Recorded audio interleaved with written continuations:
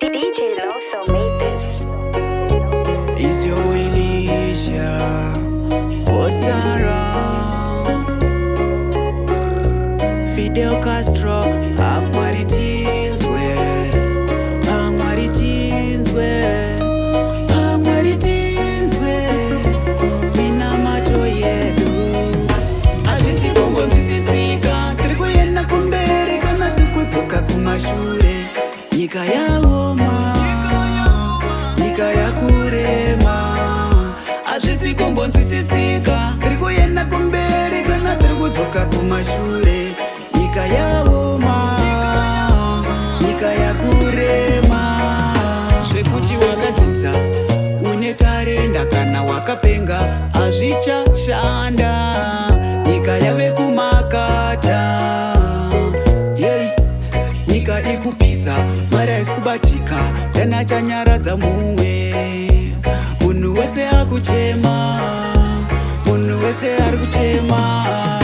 Hazvisi kungonzwisisika, tiri kuenda kumberi kana tikudzoka kumashure. Nyika yaoma, nyika yakurema. Hazvisi kungonzwisisika, tiri kuenda kumberi kana tiri kudzoka kumashure.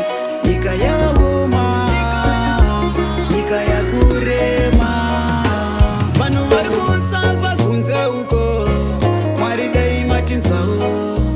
Vanhu vari kusafa kunze uko, Mwari dai matinzwawo. Kwangosara matiri, masheti, korapsheni. Kwangosara matiri, masheti, korapsheni. Hazvisi kungonzwisisika, tiri kuenda kumberi kana tikudzoka kumashure. Nyika yaoma, nyika yakurema. Hazvisi kungonzwisisika, tiri kuenda kumberi kana tiri kudzoka kumashure. Nyika yaoma, nyika yakurema. Zvekuti wakadzidza une tarenda kana wakapenga azvichashanda.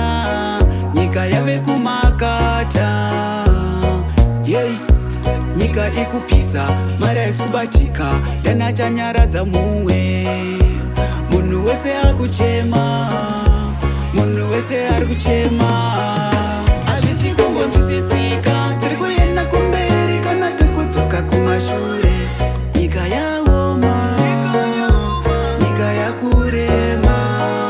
Hazvisi kungonzwisisika, tiri kuenda kumberi kana tiri kudzoka kumashure.